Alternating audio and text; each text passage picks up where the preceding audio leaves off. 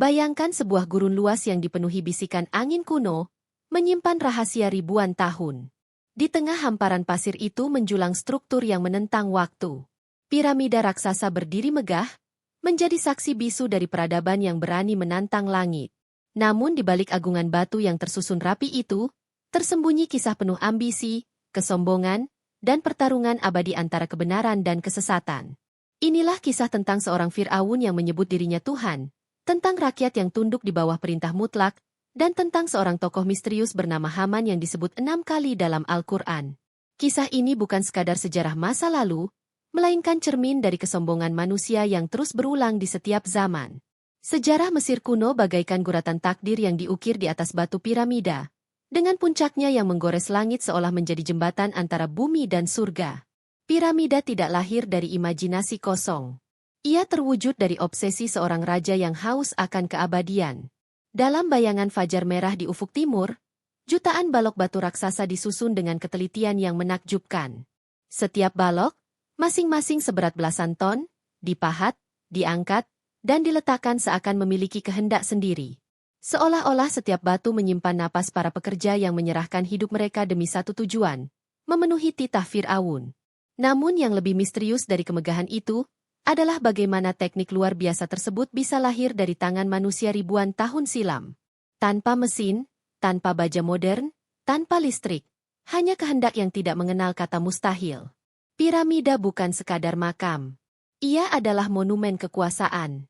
Fir'aun percaya bahwa dengan tubuhnya yang diawetkan menjadi mumi, ia akan hidup kembali dalam keabadian, ditemani harta benda yang dikubur bersamanya. Piramida adalah istana setelah kematian.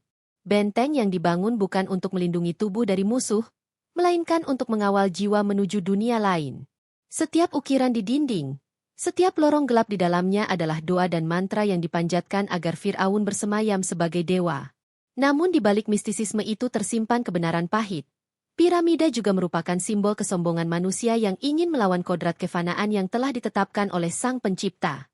Para sejarawan Yunani seperti Herodotus pernah beranggapan bahwa piramida dibangun oleh ribuan budak yang dipaksa bekerja hingga mati. Gambaran kelam itu bertahan selama berabad-abad, menciptakan bayangan tirani Fir'aun yang kejam. Namun penelitian modern mematahkan anggapan tersebut.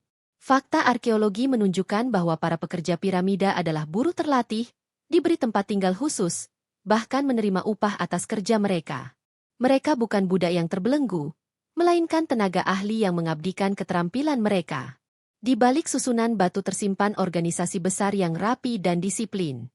Ada para insinyur yang merencanakan, arsitek yang menggambar, tukang batu yang memahat, pengrajin yang menyiapkan perkakas, hingga ribuan pekerja kasar yang mengangkut dan menata balok-balok raksasa.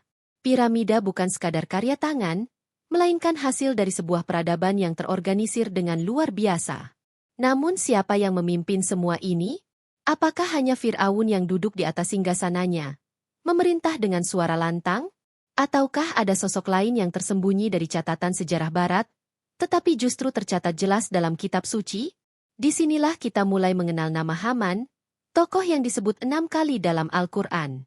Ia bukan sekadar penasihat biasa, melainkan otak di balik proyek-proyek raksasa yang mengubah ambisi Fir'aun menjadi kenyataan. Haman digambarkan bukan sekadar pembantu istana. Ia adalah seorang ahli yang menguasai seni batu, arsitektur, dan organisasi tenaga kerja. Dialah sosok yang memastikan ambisi Fir'aun tidak berhenti sebagai angan, melainkan menjelma menjadi bangunan raksasa yang menantang waktu. Namun keberadaannya selama berabad-abad dianggap hayalan. Catatan sejarah Barat tidak pernah menyebut namanya, sehingga banyak yang menganggap sosok ini hanya tokoh rekaan dalam kitab suci. Baru ketika hieroglif Mesir kuno berhasil dibaca, nama Haman muncul sebagai bukti mengejutkan. Al-Quran, yang selama ini diragukan, ternyata berbicara dengan ketepatan yang tidak terbantahkan.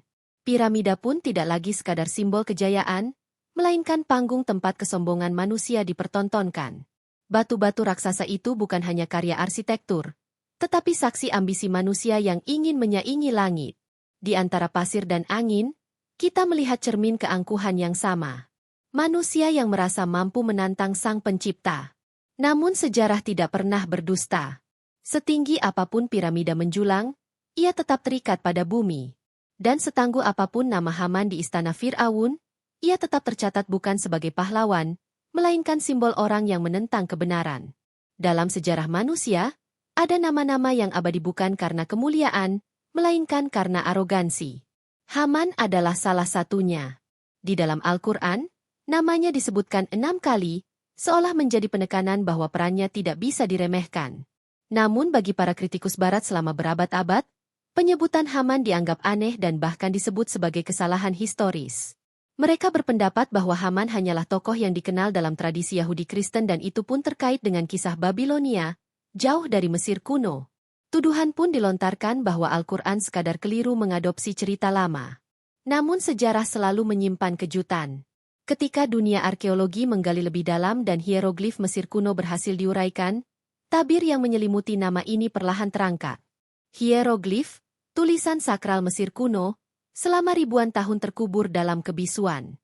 Tidak ada seorang pun yang mampu membacanya hingga penemuan batu Rosetta pada abad ke-19 membuka jalan bagi para ilmuwan untuk mengurai bahasa yang hilang. Dari ribuan inskripsi, ukiran, dan catatan administratif kerajaan, muncullah satu nama yang mengejutkan, Haman. Ia bukan tokoh rekaan, bukan pula pejabat Babilonia. Ia adalah pejabat tinggi di istana Fir'aun. Catatan itu menempatkannya sebagai kepala ahli batu, seorang yang mengatur para pemahat, pengrajin, dan pekerja konstruksi. Tugasnya bukan tugas kecil. Ia bertanggung jawab atas proyek-proyek monumental yang menjadi kebanggaan Mesir. Bukankah ini selaras dengan gambaran Al-Quran?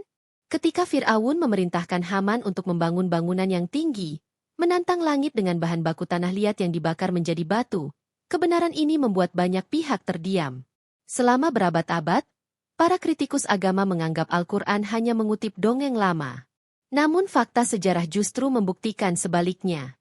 Bagaimana mungkin seorang nabi yang hidup pada abad ke-7 di tengah padang pasir Arab mengetahui bahwa di dalam istana Fir'aun terdapat seorang pejabat bernama Haman yang bertugas mengurusi pembangunan?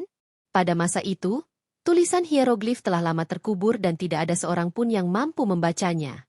Namun Al-Quran menyebutkannya dengan tepat, bahkan dengan konteks yang sesuai. Apakah ini sekadar kebetulan? Ataukah ini bukti bahwa kitab tersebut benar-benar wahyu dari Allah yang Maha Mengetahui apa yang tersembunyi di masa lalu dan masa depan? Haman bukan sekadar nama dalam lembaran sejarah. Ia adalah simbol manusia yang menggunakan kecerdasannya untuk menentang kebenaran.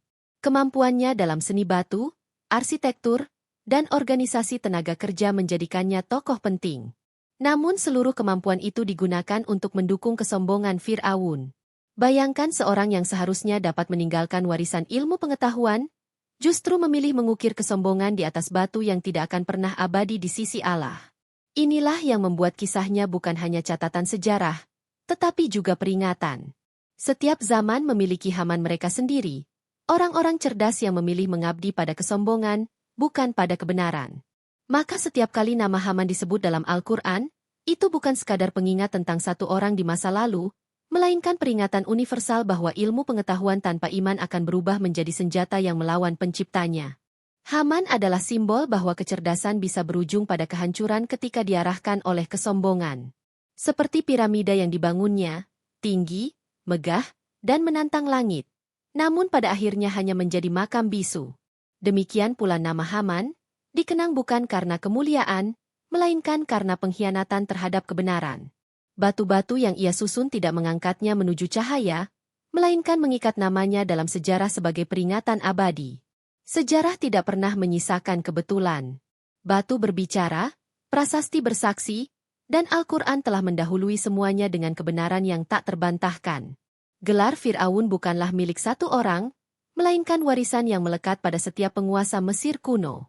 Namun dalam lintasan sejarah, ada satu nama yang paling mencolok dan paling sering dikaitkan dengan kisah Nabi Musa, Ramses. Dialah sosok yang diyakini banyak sejarawan sebagai Fir'aun pada masa Nabi Musa. Ia memerintah lebih dari 1 dekade, sebuah masa kekuasaan panjang yang mencerminkan bukan hanya kekuatan, tetapi juga kebengisan. Di balik patung-patung megah dan relief yang memuja dirinya, tersembunyi jejak tirani yang menindas rakyat, khususnya kaum Bani Israel. Dalam catatan sejarah dunia, Ramses dikenal sebagai penguasa besar, pahlawan perang, dan pembangun kota. Namun dalam perspektif wahyu, ia adalah simbol kesombongan manusia yang berani menantang Sang Pencipta. Bayangkan istana Fir'aun, dinding berlapis emas, pilar menjulang dihiasi ukiran dewa, dan ruang singgasana yang dipenuhi aroma dupa. Di sana, Ramses duduk dengan mahkota emas berkilau, memandang rakyatnya seperti dewa memandang ciptaan. Ia tidak hanya menguasai tanah sungai Nil dan seluruh rakyat Mesir, tetapi juga hati mereka. Melalui propaganda yang tertanam kuat, ia menanamkan keyakinan bahwa dirinya adalah Tuhan. Dengan suara lantang, ia berkata, "Akulah Tuhanmu yang paling tinggi." Ucapan itu bukan sekadar kesombongan, melainkan deklarasi perang terhadap kebenaran. Di hadapan rakyatnya, ia menolak keberadaan Allah dan berusaha membuktikan bahwa dirinya mampu menandingi kuasa langit. Namun di balik keagungannya, tersembunyi rasa takut yang mendalam. Kehadiran Nabi Musa dengan mukjizat yang mengguncang logika manusia membuat hati Fir'aun resah. Sungai Nil berubah menjadi darah. Tongkat menjelma ular. Tangan Musa bercahaya. Semua itu adalah tanda-tanda kuasa Allah yang tidak mungkin ditandingi. Tetapi alih-alih tunduk, Fir'aun justru semakin keras kepala. Ia menganggap semua itu sebagai sihir dan menantang Musa dengan para penyihir istananya. Ketika para penyihir itu menyaksikan kebenaran dan bersujud mengakui Tuhan Musa, Fir'aun justru menuduh mereka berkhianat. Ketakutan berubah menjadi kebencian, dan kebencian menjelma menjadi penindasan yang semakin kejam. Penindasan itu kemudian berakar dalam sejarah sebagai simbol kezaliman yang paling nyata. Dalam ambisinya untuk meneguhkan kekuasaan, Fir'aun memanggil Haman. Ia berkata sebagaimana diabadikan dalam Al-Quran, "Wahai Haman, buatkanlah untukku sebuah bangunan yang tinggi dari tanah liat agar aku dapat melihat Tuhan Musa." Perintah itu bukan sekadar instruksi pembangunan, melainkan simbol puncak kesombongan manusia. Fir'aun ingin menipu rakyatnya. Ia ingin menunjukkan seolah-olah dirinya mampu menembus langit dengan kekuatannya sendiri. Menara itu dirancang sebagai propaganda, sebagai alat untuk membuktikan bahwa Musa hanyalah manusia pembawa kebohongan. Perintah itu menjadi puncak arogansi seorang penguasa yang menolak kebenaran meski tanda-tandanya telah nyata di hadapannya. Mesir kuno mungkin mencatat Ramses sebagai penguasa agung, tetapi sejarah Wahyu mencatatnya sebagai tiran paling angkuh. Ia membangun kota, kuil, dan monumen yang masih berdiri hingga kini. Namun semua itu tidak mampu menyelamatkannya dari murka Allah. Bahkan jasadnya yang diawetkan dan kini terbaring di Museum Dunia menjadi bukti nyata bahwa janji Allah adalah benar. Jasad Fir'aun diselamatkan bukan sebagai simbol keabadian, melainkan sebagai tanda bagi generasi setelahnya. Fir'aun boleh saja mengaku Tuhan, tetapi pada akhirnya ia hanyalah manusia yang mati. Tubuhnya membeku dalam kebisuan sejarah. Dari sanalah manusia belajar bahwa sebesar apapun kekuasaan dunia, ia tidak pernah mampu melampaui kuasa Sang Pencipta. Salah satu misteri terbesar dalam sejarah manusia adalah bagaimana piramida dibangun. Batu-batu raksasa seberat belasan hingga puluhan ton tersusun dengan presisi yang nyaris mustahil, bahkan jika diukur dengan teknologi modern. Selama berabad-abad, manusia hanya bisa menatapnya dengan rasa kagum dan kebingungan, bertanya-tanya bagaimana peradaban kuno mampu menciptakan keajaiban yang menantang logika zaman. Sejak dahulu, berbagai teori bermunculan. Ada yang mengatakan piramida dibangun dengan tenaga budak dalam jumlah besar. Ada pula yang berpendapat bahwa hewan-hewan besar seperti gajah atau kerbau digunakan untuk mengangkut batu. Bahkan muncul mitos bahwa manusia raksasa di masa lalu turut andil dalam pembangunannya. Namun semua teori itu tidak pernah mampu memberikan jawaban yang benar-benar meyakinkan. Baru ketika ilmu pengetahuan modern menggali lebih dalam, misteri itu perlahan menemukan cahaya. Dan yang mengejutkan, cahaya tersebut justru selaras dengan apa yang telah diabadikan dalam Al-Quran ribuan tahun sebelumnya. Al-Quran menyebutkan perintah Fir'aun kepada Haman untuk membangun bangunan dari tanah liat yang dibakar. Ayat ini sekilas tampak sederhana, tetapi jika ditelaah lebih dalam, ia menyimpan kunci besar dari rahasia piramida. Batu-batu piramida ternyata tidak seluruhnya dipahat langsung dari gunung. Sebagian besar di antaranya merupakan hasil rekayasa buatan. Terbuat dari tanah liat yang dipadatkan, kemudian dibakar hingga mengeras dan menyerupai batu alam. Temuan ini dikuatkan oleh penelitian modern yang dilakukan oleh Profesor Joseph Davidovits, seorang ilmuwan kimia yang meneliti struktur batu piramida dengan pendekatan ilmiah. Melalui mikroskop elektron, ia menemukan jejak reaksi kimia pada batu piramida yang tidak mungkin terdapat pada batu alam. Temuan ini membuktikan bahwa sebagian besar piramida Giza dibangun menggunakan batu buatan, sejenis beton kuno, sebuah teknologi yang sangat maju untuk ukuran 4.000 tahun lalu. Bayangkan, manusia pada masa itu telah mampu menciptakan beton dari lumpur sungai Nil, kapur, dan berbagai mineral lainnya.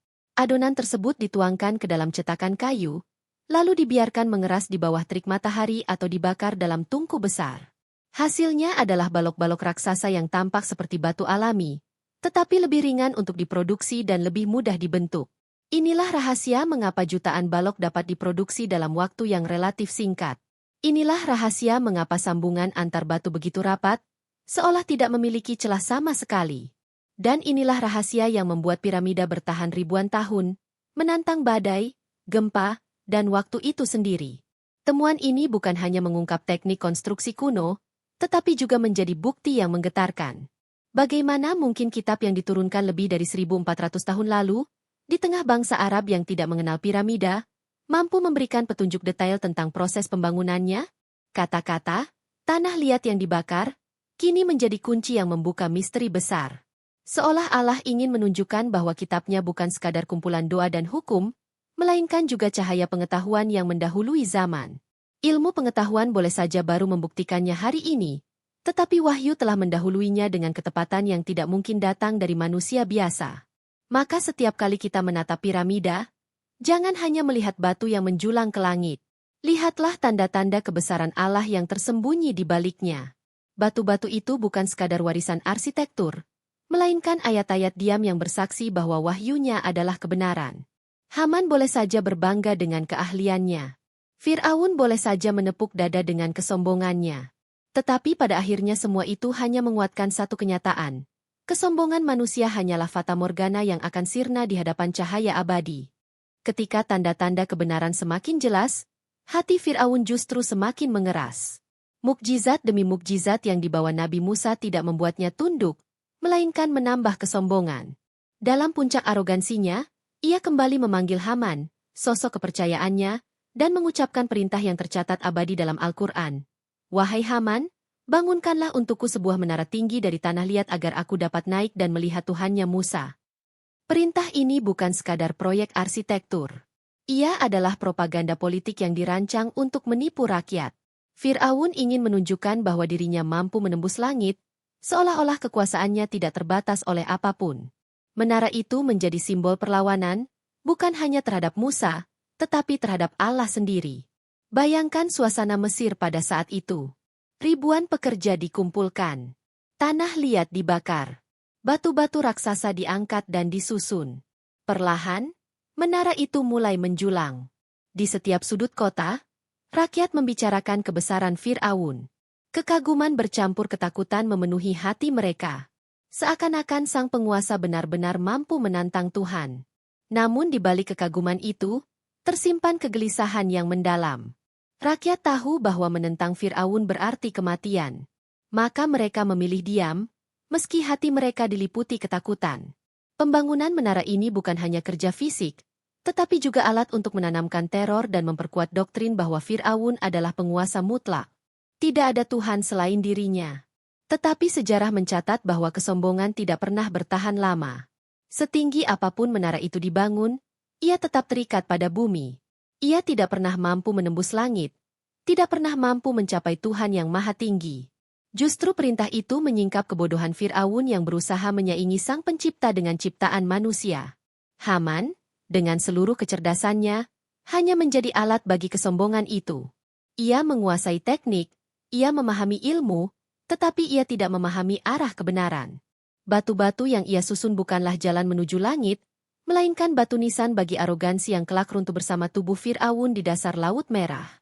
Al-Quran tidak mengisahkan detail teknis menara itu, tetapi inti dari kisahnya sangat jelas. Setiap upaya manusia untuk menyaingi kuasa Allah akan berakhir dengan kehinaan. Menara Fir'aun menjadi gambaran abadi tentang kesombongan manusia yang ingin menantang langit, tetapi justru terjerat dalam kerendahan. Sejarah semacam ini bukanlah hal baru. Kaum-kaum terdahulu pernah membangun menara Babel dengan tujuan yang sama, menyaingi Tuhan. Polanya serupa, kesombongannya sama, dan akhir mereka pun tidak berbeda. kehancuran yang menjadi pelajaran bagi generasi setelahnya. Maka ketika kita membaca ayat-ayat tentang menara ini, kita tidak sedang membaca dongeng kosong. Kita sedang membaca cermin sejarah yang terus berulang. Setiap zaman memiliki Fir'aun dan Haman mereka sendiri, orang-orang yang menggunakan kekuasaan dan kecerdasan untuk melawan kebenaran. Namun seperti menara yang tidak pernah mencapai langit, kesombongan manusia pun tidak pernah mampu menandingi kuasa Allah.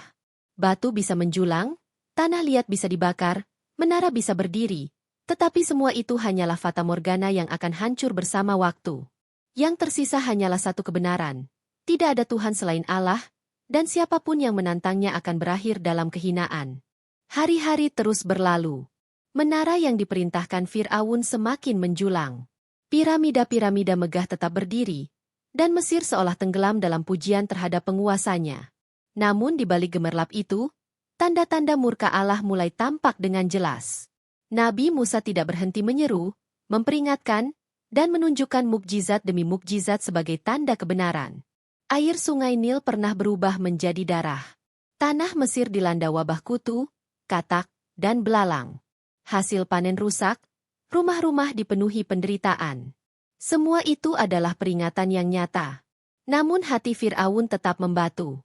Alih-alih tunduk, ia semakin congkak dan menantang Musa dengan kata-kata penuh kesombongan, "Aku tidak mengetahui Tuhan bagimu selain aku." Ucapan itu menjadi puncak arogansi seorang manusia yang menolak kebenaran meski bukti telah menelanjangi kesalahannya.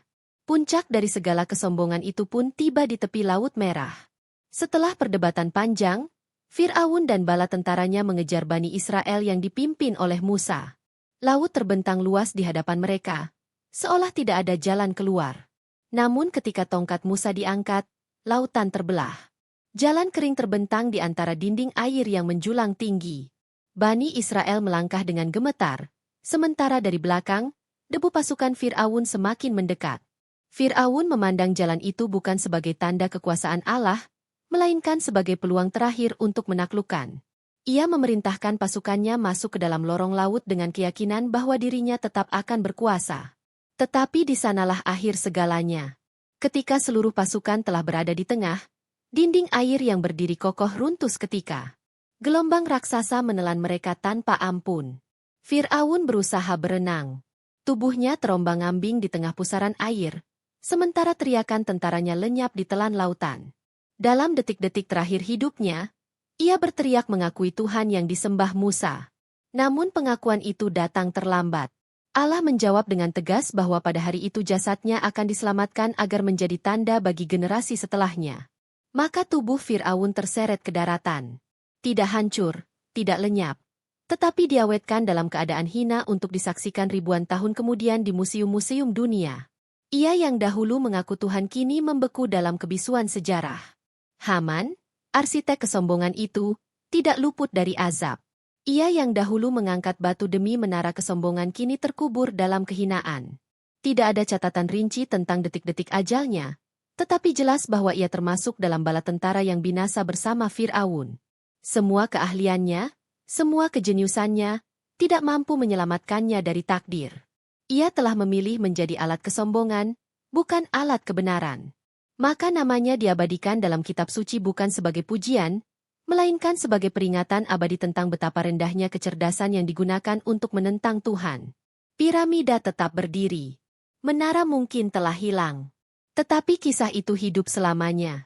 Batu-batu yang menjulang hanyalah sisa-sisa sejarah, sementara pelajaran yang dikandungnya terus bergema. Tidak ada kekuasaan, tidak ada teknologi, tidak ada kecerdasan yang mampu melawan kehendak Allah.